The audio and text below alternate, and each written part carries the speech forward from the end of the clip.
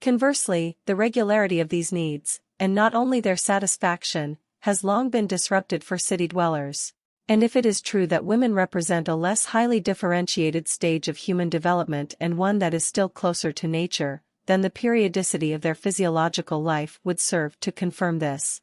As long as man is directly dependent upon the harvest or the fruits of hunting and also upon the arrival of the pedlars or periodic fairs, life in many respects has to move in a rhythm of expansion and contraction. For some nomadic tribes who are already more developed than the Australian Aborigines, for instance some African peoples, the seasons in which no pasture land is available mean to them an annually recurring period of semi-famine. And even where no specific periodicity exists, the primitive subsistence economy exhibits its essential characteristic with regard to consumption as the direct change from one contrast to another, from want to surplus and from surplus to want. The leveling effect of culture is quite obvious here.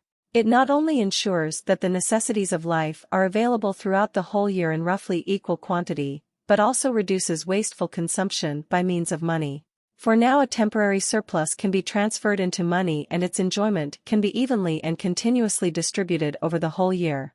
Finally, I wish to mention here, though only as a characteristic symbol of this development and quite independent of the economy, that in music too the rhythmic element is the first distinct and most accentuated element in its primitive stages.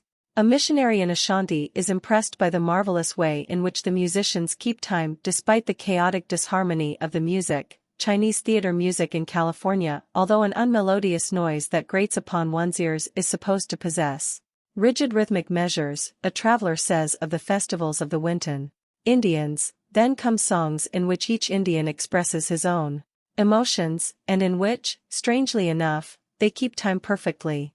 If we move further down the scale of development we find that certain insects produce a sound that consists of one and the same sharp, rhythmically repeated note in order to enchant the female. In contrast, the more highly developed birds produce love songs whose rhythm is quite subservient to the melody.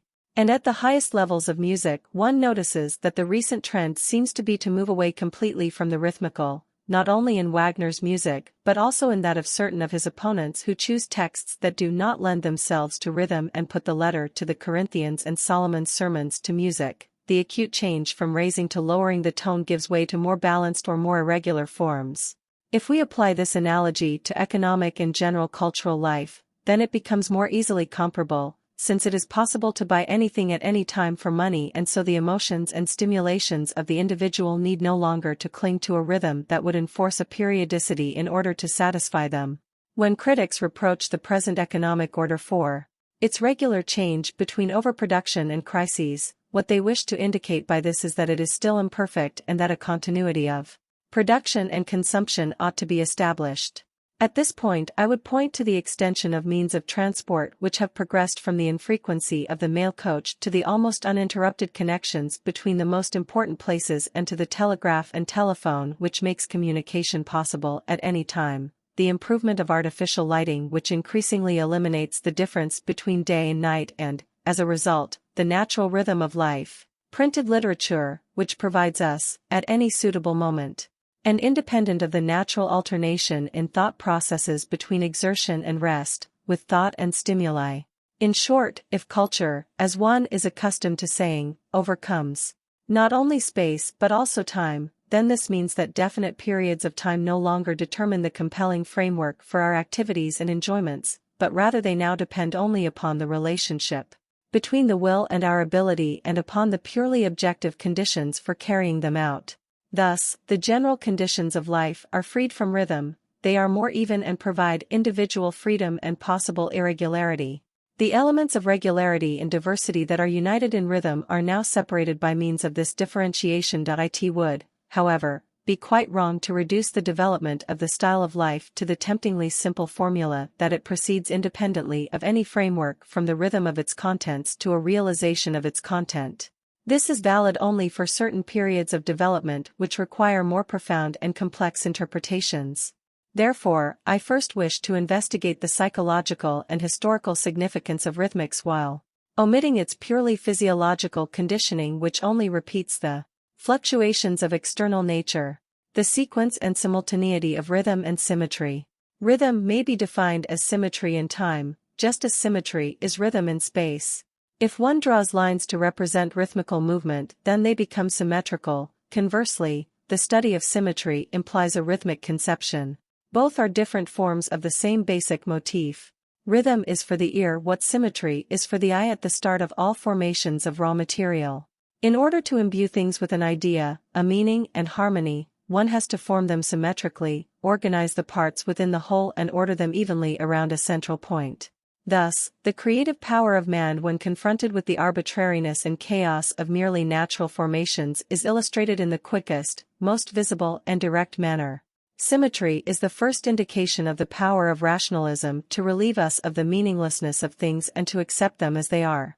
Therefore, the languages of primitive people are also often much more symmetrical than those of civilized people, and even the social structure exhibits, for instance, in the hundreds, which form the organizational principle of the most diverse primitive peoples, the symmetrical arrangement as a first attempt by the intellect to place the masses in a readily visible and controllable form. The symmetrical structure is completely rational in origin, it facilitates the control of the multitude from one vantage point. Impulses are transmitted further with less resistance, and are more readily calculable through a symmetrically structured medium than where the inner structure and the boundary of the parts is irregular and fluctuating. If objects and men are brought under the yoke of the system, that is, if they are arranged symmetrically, then they can best be dealt with rationally. For this reason, both despotism and socialism possess particularly strong inclinations towards symmetrical constructions of society. This is true of both of them because they imply a strong centralization of society that requires the reduction of the individuality of its elements and of the irregularity of its forms and relationships to a symmetrical form. To give a practical manifestation of this, Louis XIV is supposed to have endangered his health by having doors and windows arranged symmetrically. Similarly, socialist utopias always construct the local units of their ideal cities or states according to the principle of symmetry. Localities and buildings are arranged in the form of either circles or squares. In Campanella's Sun State, the design of the capital is mathematically measured with compasses, as are the daily arrangements for the citizens and the gradation of their rights and obligations. Rabelais' order of Thelemites, in contrast with More's utopia, displays an absolute individualism. No clocks are allowed in this utopia, but rather everything is supposed to happen according to need and occasion. Yet the style of unrestricted calculability and rationalization of life nevertheless tempts him to arrange the buildings of his ideal state in a distinctly symmetrical manner, a gigantic building in the shape of a sextangle, a tower at each corner, 60 steps in diameter. The stonemason's lodge of the medieval association of builders with its strictly regulated, standardized mode of life and constitution was built in the form of a square. This general trait of socialist projects indicates in a crude form the deep attraction of a notion of the harmonic, stabilized organization of human activity that has overcome the resistance of irrational individuality.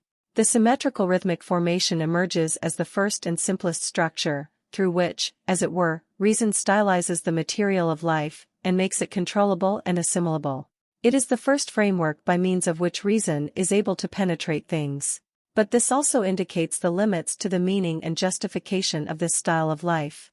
It is oppressive in two respects. First, in relation to the human subject whose impulses and needs always arise only in a happy, fortuitous harmony with a fixed scheme rather than in a pre-established harmony, and second, and no less significantly, in relation to external reality whose powers and relationships to us can only be forcibly integrated into such a simple framework. With due regard to the different areas of validity, one might formulate this in terms of an apparent paradox. Nature is not as symmetric as the mind would like it to be, and the mind is not as symmetric as nature would like it to be. All the acts of violence and inadequacies that a systematic method imposes upon reality are also due to the rhythm and symmetry in the formation of the contents of life. Just as the individual person's assimilation of people and objects by imposing upon them the form and law of his own being testifies to a considerable strength, and just as the more superior person, too, does justice to the uniqueness of objects and shows